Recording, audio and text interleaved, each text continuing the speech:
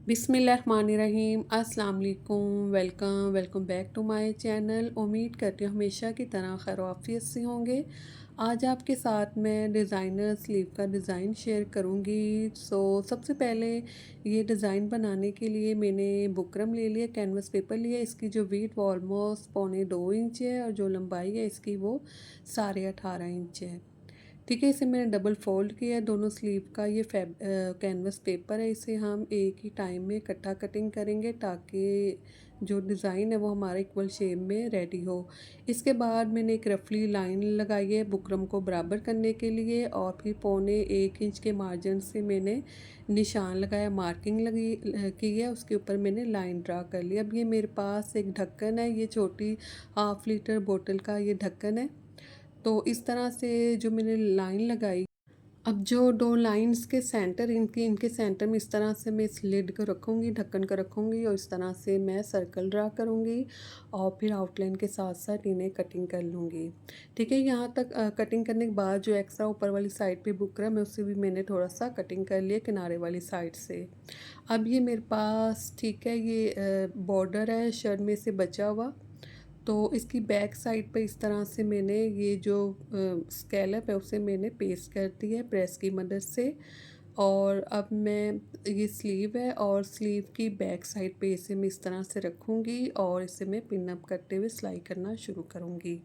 अमूमन जो हम कट वर्क रेडी करते हैं वो हम स्लीव की सीधी साइड पर रख के उसे हम इस तरह से स्टिच करते हैं। लेकिन अगर आपके पास बॉर्डर वाला फैब्रिक नहीं है स्लीव का, तो आप सिंपल सादा फैब्रिक लेके भी इसे आम जिस तरह से हम कट वर्क रेडी करते हैं उसी तरह से आप रेडी कर सकते हैं। ठीक है, वो हम सीधी साइड पे रखते हैं स्लीव के फैब्रिक के और बैक साइड पे हम टर्न करते हैं, उसी तरह से आप बना सकते हैं। लेकिन अगर बॉर्डर है आपके पास बचा हुआ तो आप आसानी के साथ ये डिज़ाइन बना सकते हैं।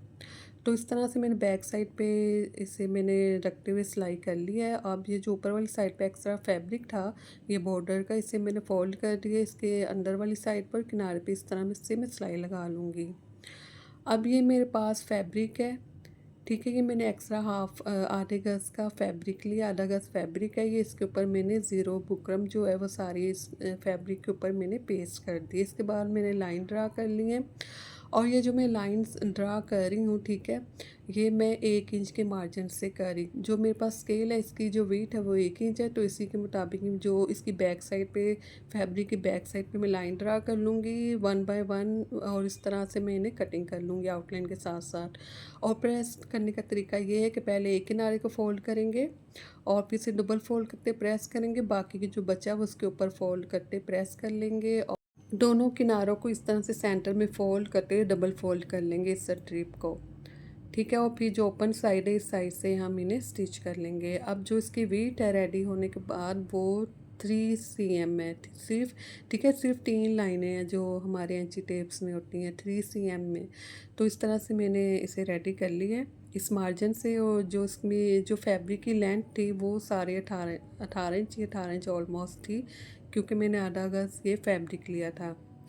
अब ये मैंने पेपर ले लिया।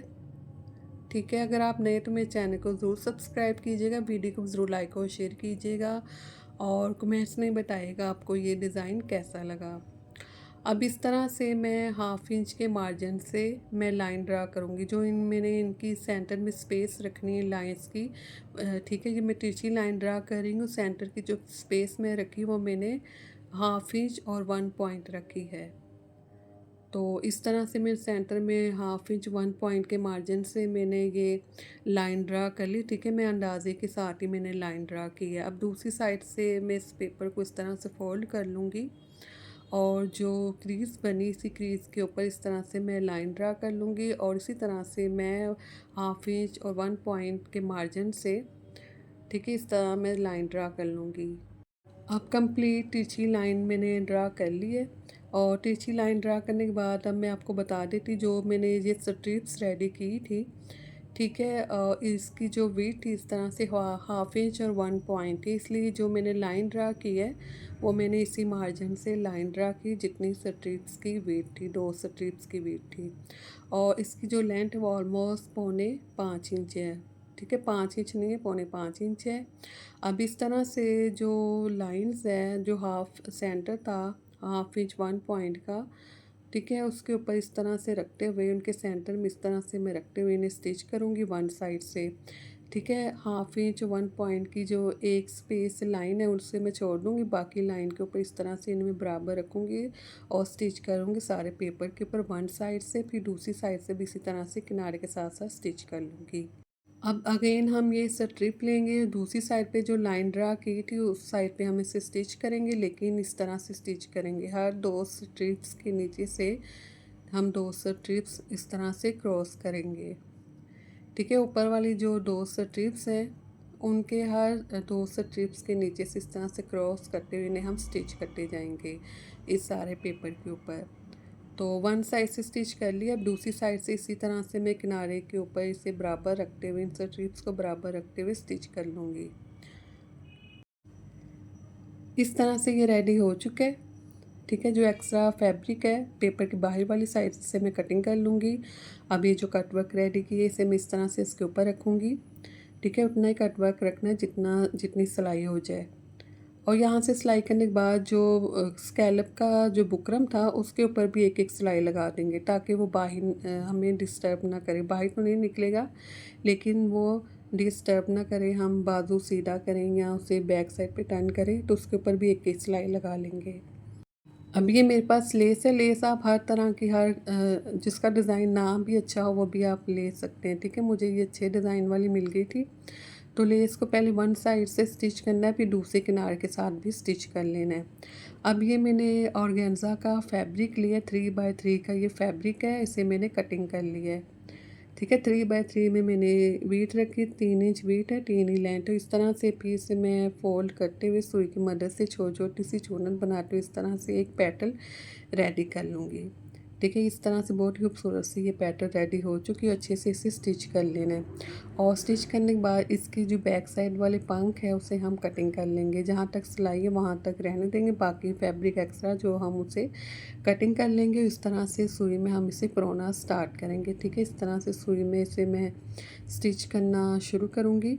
और ये जो मैंने पेटल्स ली हैं हर फ्लावर की, वो मैंने 6 ली हैं, 6 ली हैं वो मैंने पेटल। इस तरह से रखूँगी इन्हें बराबर और अच्छे से धागा अपनी तरफ खींचते हुए इसकी बैक साइड पे इस तरह से सुई को बैक साइड पे निकाल लूँगी और अच्छे से मैं इसे स्टिच कर लूँगी।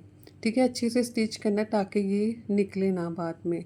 तो इस तरह से मैं 5-6 स्टिचिंग लगाते हुए इसे अच्छे से स्टिच कर लूँगी। तो यहाँ तक ये स्टिच हो चुका है। फ्लावर सारे जो फ्लावर हो मैं इसी तरह से रेडी करूँगी। तो ये फ्लावर रेडी हो चुका है, पहले उसकी बैक साइड, ये भी इसकी सीधी साइड है। अब ये लेस में से मैंने इस तरह से फ्लावर कटिंग की है, इसे मैं इस तरह से इसके सेंटर में रखूँगी। फ्लावर के सेंटर मैंने ग्लू लगाई, इसके ऊपर मैंने इस तरह से फ्लावर को पेस्ट कर दिया जो लेस वाला फ्लावर था। अब इसके बाद ये मेरे पास पर्ल्स हैं, तो पर्ल्स को इस तरह से एक पर्ल्स को इसके सेंटर में रखूँगी और सुई की मदद से मैं 5 से 6 स्टिचिंग लगाते हुए इसकी बैक साइड पे अच्छे से घेरा लगाते हुए धागे को कटिंग कर लूँगी।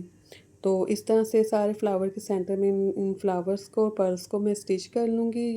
अब जो फ्लावर रेडी किए इस तरह से लेस के ऊपर मैं रखूँगी और इस लेस की बैक साइड से मैं सुई की मदद से इन्हें स्टिच कर लूँगी। सेंटर से स्टिच करना है। फ्लावर को सेंटर से इस तरह से स्टिच कर लिया। जो पेपर था उस सारे पेपर को मैंने रिमूव कर लिया और सेंटर से स्टिच होने के बाद इसकी ये फाइनल लुक है। बहुत ही खूबसूरत ये न्यू ट्रेंडी स्लीव का डिज़ाइन है, ज़रूर ट्राई कीजिएगा। अपने ड्रेस को खूबसूरत बनाए। ठीक है, कम प्राइस में भी आप ड्रेस ले सकते हो, अच्छे से इस तरह से डेकोरेट कर सकते हो। बहुत खूबसूरत है और डिज़ाइनर स्लीव का डिज़ाइन है। जहाँ पे रहें अपना ख्याल रखें। अल्लाह हाफिज़।